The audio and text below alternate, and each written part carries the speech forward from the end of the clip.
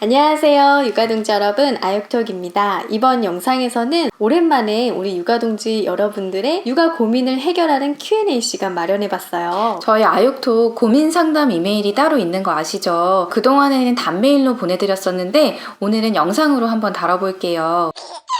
8개월 아이 언어 발달 촉진하는 방법에 대해서 다룰 건데요. 꼭 8개월이 아니더라도 어린 영아들 키우는 부모님들이시라면 공감이 되고 도움 되실 거예요. 먼저 어떤 고민을 주셨는지 읽어볼까요? 안녕하세요 선생님, 저는 김민지입니다. 유튜브에서 여러 영상 보면서 굉장히 많은 도움 받고 있습니다. 저희 아이는 이제 8개월 250일이고요. 남편과 저는 주말 부부입니다. 아기가 아빠와 하는 시간은 금요일 오후부터 일요일 밤까지. 나머지 시간은 제가 전담해서 케어하고 있어요. 사정이 이렇다 보니 제가 아기와 있을 때 내뱉는 말들이 아기가 듣는 언어의 전부라서 상대적으로 일상 언어 노출이 적지 않을까 하는 고민이 계속 마음 한켠에 자리 잡고 있었습니다. 다른 아기들은 아빠가 퇴근하고 집에 돌아온 이후나 출근 전에 엄마와 아빠의 대화를 듣잖아요. 그런데 저는 혼자 육아하다 보니 언어 노출이 부족하지는 않을까 걱정이 되는데 이대로도 괜찮을까요? 우리 민지님 사연을 보고 좀 안타깝고 짠한 마음이 들었어요. 육아를 혼자 한다는 것이 참 힘들잖아요. 아이 스케줄에 맞춰서 움직이면서 중간중간 집안일까지 해야 하니까요. 무엇보다 우리 아이 예쁜 모습 남편이랑 직접 보고 같이 공유하고 싶은데 그 부분이 좀 아쉬우실 수 있을 것 같아요. 우리 민지님이 이렇게 사연 보내신 것만 해도 아이를 위해서 많이 애쓰시는 게 느껴져서 정말 토닥토닥 해드리고 싶더라고요. 민지님께서 가장 고민인 것이 우리 아이의 언어 발달이에요. 아이와 있을 때 엄마가 내뱉는 말들이 아이가 듣는 언어의 전부라고 말씀하셨는데요. 우선 아이들이 언어 발달이 이루어지려면 청각과 좋은 기관, 언어 중추가 골고루 발달이 돼야 해요. 이 시기에는 사람의 말소리뿐만이 아니라 주변의 다양한 소리를 듣는 것이 청각 발달에 도움이 되는데요. 가정에서도 초인종 소리, 시계 째깍째깍 소리, 청소기 돌아가는 소리 이런 것들이 있지만 또 자연의 소리들이 아주 많잖아요. 그래서 이 시기에는 웬만하면 매일 밖으로 나가셔서 산책을 하면서 이제 뭐 새소리도 듣고 자동차 소리, 빗소리들을 아이들이 자연스럽게 들을 수 있도록 노출시켜 주는 것이 필요합니다. 그리고 양육자가 어떤 소리인지 말로 표현해 주시는 거예요. 어디선가 야옹야옹 고양이 소리가 들리네. 빗방울이 또르르 흘렀어. 이렇게 표현을 해주시는 거예요. 지금 유통이 표현한 것처럼 영유아 아이들에게 양육자가 주변의 시각적인 자극이나 청각적인 자극에 대해서 말로 표현을 해주잖아요. 이때 의성어나 의태어를 넣어주면 더 리듬감이 생기거든요. 자동차가 부릉부릉 지나가네. 토끼가 깡총깡총 뛰어간다. 이렇게 말하면 아이 귀에는 더 재미있게 들리고 나중에는 이런 말소리와 사물을 연결시켜서 기억하기 때문에 아이의 어휘 능력을 키우는데도 도움이 돼요. 어린 아기들은 반복적이고 리듬감 있는 소리를 좋아하죠.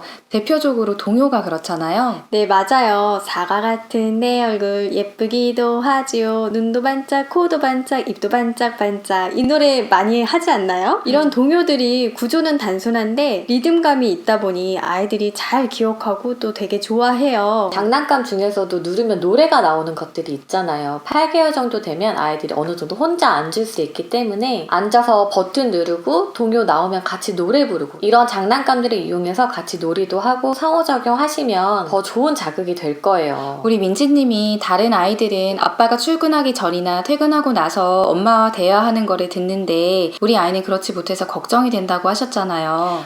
아쉽기는 한데요. 그런데 언어 발달에 있어서 엄마와 아빠가 대화를 나누는 거를 자주 들려주는 것보다는 주 양육자와 아이가 얼마나 질 좋은 대화를 나누느냐가 더 중요하기 때문에 아빠의 부재를 그렇게까지 걱정하지 않으셔도 될 것 같아요. 맞아요. 사실 이 시기에는 어른들의 대화를 보고 들으면서 어휘를 익힌다기보다는 대화를 나눌 때 내가 얘기하는 동안에는 상대방이 좀 기다리고 듣고 이런 티키타카의 모습을 자연스럽게 모델링하는 게 더 큰데요. 이런 건 꼭 항상 엄마 아빠가 대화하는 걸로 배울 수 있는 건 아니니까요. 엄마가 친구랑 대화하는 모습 아니면 문센이나 카페 가서 사람들과 이야기하는 모습 이런 모습을 통해서 배울 수 있으니까요. 평소에 집 밖에 나가서 다양한 사람들과 대화하는 모습을 많이 보여주시면 될 것 같아요.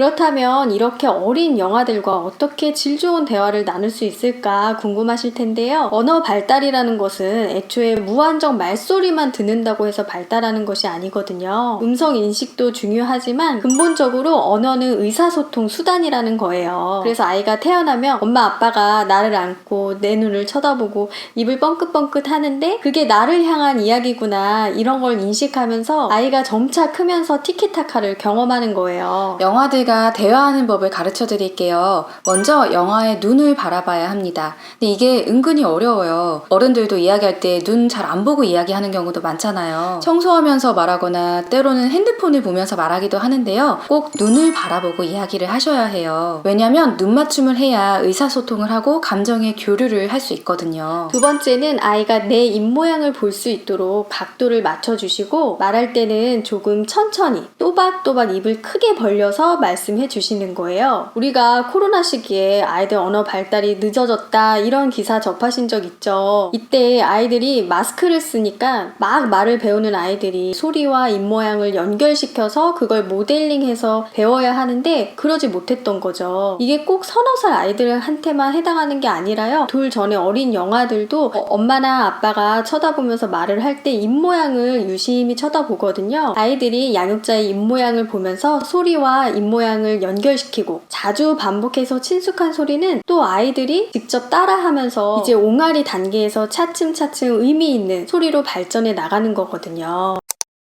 세 번째는 말만 하는 것이 아니라 표정이나 몸짓도 풍부하게 해주시는 거예요. 말을 하지 않아도 귤 먹으면서 한쪽 눈 찡긋하면서 얼굴을 찌푸리면 이 귤이 시다라는 걸 알 수 있잖아요. 이 시기 아이들에게는 말도 하면서 이런 풍부한 표정과 몸짓도 같이 해주세요. 반대로 아이가 말없이 보이는 표정이나 몸짓도 언어적으로 표현을 해주시는 거예요. 아이가 두 손을 번쩍 올리면 우리 아유가 엄마 안아주세요 하는 거야? 엄마 안아줄게 이러면서 안아주실 수도 있고 아이가 눈을 막 비비면 우리 아유기 졸립구나 이렇게 적절한 언어로 매칭해 주시는 거예요. 아이의 몸짓이나 표정에 양육자가 적절하게 반응해주고 언어적으로 표현해서 상호작용해주면 아이는 내가 보내는 신호가 통하네? 이런 걸 느끼면서 양육자와 상호작용하는데 재미를 느끼게 되고 이런 것들이 다 언어 발달의 시작이 됩니다. 7개월 정도 되면 아이들이 바바바바 마마마마 이렇게 자음과 모음을 결합시킨 형태의 옹알이를 시작하거든요. 그 전에도 소리를 내기는 하지만 아이들이 이렇게 옹알이를 할 때에도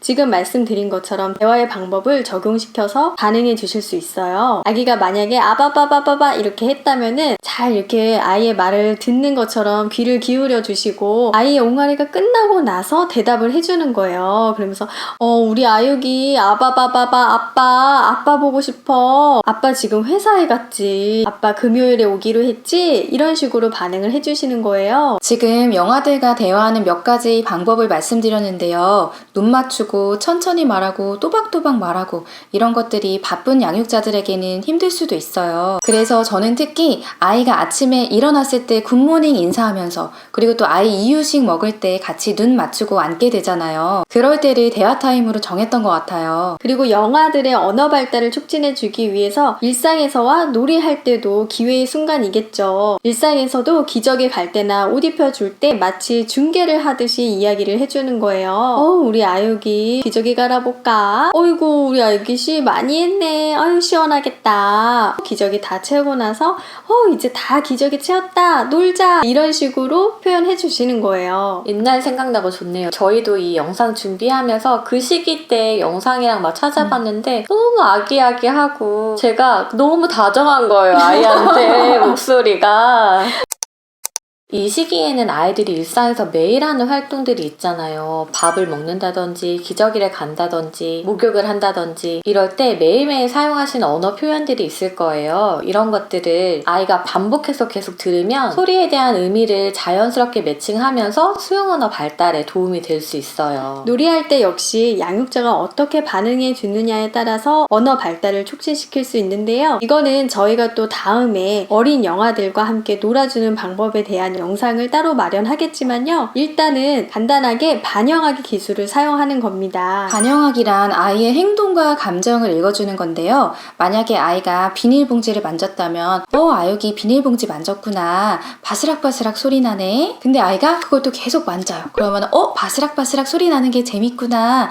그런데 이번에는 비닐봉지 저쪽으로 던져봤어. 근데 잘 안 날아가네. 공은 멀리도 가는데. 이런 식으로 스포츠 중계하듯이 표현해주는 건데요. 이게 왜 중요하냐면요. 일단은 아이가 엄마가 내가 하는 거에 관심을 가져주네 하면서 아이가 안정감을 가질 수 있고요. 언어 발달은 상호작용에서 비롯되는 거라고 했는데 그 바탕이 되는 것 중 하나가 공동주의거든요. 아이가 관심을 갖고 주의를 기울이고 있는 것에 엄마도 같이 주의를 기울이고 있다는 거죠. 네, 이번 영상에서는 우리 구독자님 질문에 답하면서 8개월 아이 그리고 돌 전의 영아들 언어 발달 촉진하기 위해서 우리 양육자들이 어떤 도움을 기울여 줄 수 있는지에 대해서 말씀드려봤어요. 네, 저희 영상이 도움이 되셨다면 아육톡 채널 구독해주시고요. 좋아요도 꾹꾹 눌러주시고 알람도 따르릉 울려주세요. 육아동지 여러분 다음에 또 만나요.